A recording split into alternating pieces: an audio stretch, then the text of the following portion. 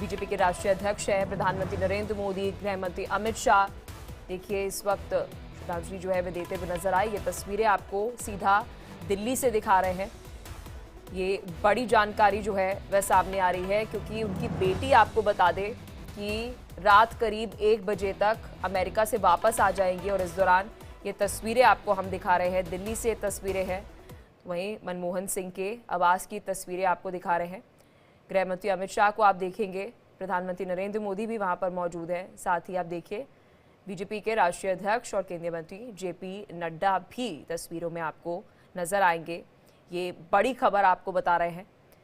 तो इस दौरान आपको बता दें कि कल रात ये खबर जो है, दुखद खबर जो है वह सामने आई। 9:51 पर आपको बता दें कि ये जब दिल्ली से खबर जो सामने आई कि किस तरह से मनमोहन सिंह का निधन हो गया और उसके बाद पूरे देश में शोक की लहर। डॉक्टर मनमोहन सिंह जी का इनका कई जगह साथ गए, तो हम लोग तो छोटे से इनका नाम सुनते थे एक अर्थशास्त्री के रूप में। फिर एक और सौभाग्य मिला, इनकी जो बेटी है उपेंद्र जी, वो मेरी टीचर रही। उन्होंने मुझे पढ़ाया, 2 साल पढ़ाया सेंट स्टीफेंस कॉलेज में। इनकी एक और बिटिया थी जो मेरी सीनियर थी इंस्टीट्यूट ऑफ रूरल मैनेजमेंट आनंद में। तो अब समझ लीजिए एक पारिवारिक इनसे एक रिश्ता भी बनता रहा हमेशा। जब प्रधानमंत्री जब फाइनेंस मिनिस्टर बने तब तो हमने देखा ही उन्होंने क्या कीर्तिमान स्थापित किए, और प्रधानमंत्री के रूप में बड़ा संतोष हुआ कि उनके रंगर में सांसद रहे और उनके साथ काम किया और कई ओकेजन्स पर मिलते मिलाते भी रहे।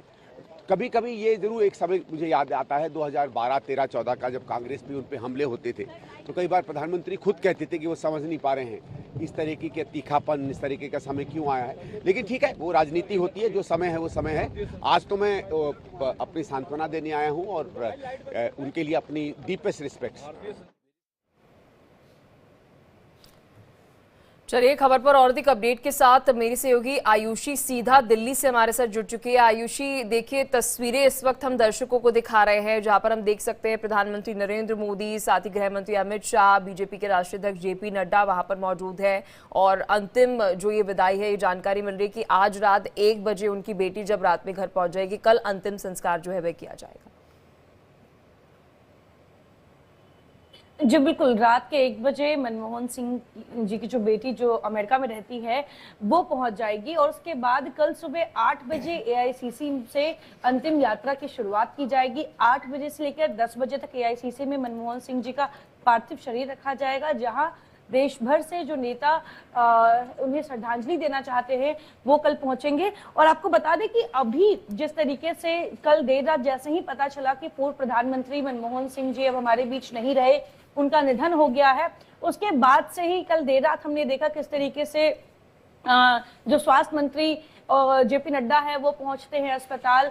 राहुल गांधी, सोनिया गांधी सब कर्नाटक के बेलगांव में अधिवेशन के लिए गए थे, वो देर रात वहां से वापस आते हैं। और आपको बता दें कि अभी इस वक्त मनमोहन सिंह जी के आवास पे लगातार बड़े नेताओं के आने का सिलसिला जारी है। प्रधानमंत्री नरेंद्र मोदी उनको श्रद्धांजलि देने उनके घर पहुंचे, उसके बाद अमित शाह, जेपी नड्डा और रक्षा मंत्री राजनाथ सिंह भी उनके घर पहुंच चुके हैं पूर्व प्रधानमंत्री मनमोहन सिंह जी को श्रद्धांजलि देने के लिए। इसके साथ ही सोनिया गांधी भी अभी उनके घर पहुंची है उनको श्रद्धांजलि देने के लिए। तो लगातार देश भर में शोक की लहर है। हर कोई मनमोहन सिंह जी के उन कामों को याद कर रहा है, उनके व्यक्तित्व को याद कर रहा है, उनके कार्यकाल को याद किया जा रहा है कि आखिर मनमोहन सिंह किस तरीके से उन्होंने कितनी सरलता के साथ, उन्हें कहा जाता था कि वो काफी ज्यादा चुप रहने वाले नेता हैं, इसके लिए उन्हें काफी कटाक्ष का भी सामना करना पड़ा, लेकिन बड़ी सरलता के साथ चुपचाप उन्होंने देश के लिए कई ऐसे कीर्तिमान स्थापित किए, कई ऐसी योगदान उन्होंने देश के अर्थव्यवस्था और देश की कई नीतियों में दी, जिसका आज भी देशवासियों को फायदा पहुंच रहा है। तो आज वो दिन है जब सब अपने अपने तरीके से अपने अपने हिस्से का पूर्व प्रधानमंत्री मनमोहन सिंह को श्रद्धांजलि दे रहे हैं, याद कर रहे हैं। और कहीं ना कहीं कल देर रात से ही हम लगातार देख रहे हैं सोशल मीडिया पर देश भर के जो तमाम राज्यों के मुख्यमंत्री हैं उनके द्वारा श्रद्धांजलि दी गई है, सारे कैबिनेट मिनिस्टर्स की तरफ से श्रद्धांजलि आ गई है, सभी नेता दे रहे हैं। और आज 11 बजे कैबिनेट की बैठक बुलाई गई है 7 दिनों के लिए।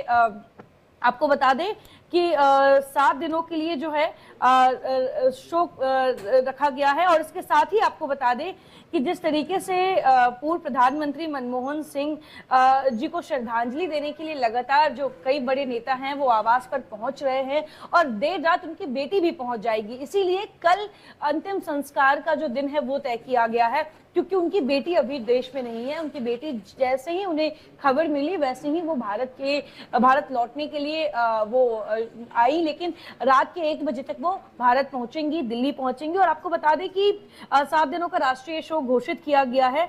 और इसके साथ ही जिस तरीके से दिवंगत पूर्व पीएम डॉक्टर मनमोहन सिंह जी के आवास पर लगातार नेताओं के पहुंचने का सिलसिला है, और अभी परिवार में भी शोक की लहर है। राहुल गांधी कह रहे हैं कि उनके एक बड़े आदर्श, एक मेंटोर जो हैं वो अब उनके साथ नहीं रहे, उनके लिए एक बड़ी क्षति है। वो इस तरीके से अपना जो भाव है वो प्रकट करते हुए बिल्कुल। और कहीं ना कहीं आयुषी हम कह सकते हैं कि ना केवल यहाँ पर राहुल गांधी, देश के लिए भी हम कह सकते हैं कि अगर अर्थव्यवस्था का कोई पाठ अगर पढ़ना चाहे, विनम्रता का अगर कोई पाठ पढ़ना चाहे, तो वह की जीवन शैली से सीख सकता है कि एक ऐसा खूबसूरत सफर रहा है। कई बार हमने देखा है सदन में, जो आज की तस्वीर आयुषी हम देखते हैं कि किस तरह से हल्ला करते हुए नेता नजर आते हैं, वह भी एक दौर था, वह भी एक समय था जब हम देखते थे कि विपक्ष उस वक्त जब आलोचना करता था तो प्रधानमंत्री जब उस वक्त के मनमोहन सिंह थे वो किस तरह से, कितनी सॉफ्टनेस से, किससे विनम्र होकर जो है वह जवाब देते हुए, शायराना अंदाज में जवाब देते हुए नजर आते थे। वो भी तस्वीर जो है वो सदन की हमारी रहती थी उस वक्त।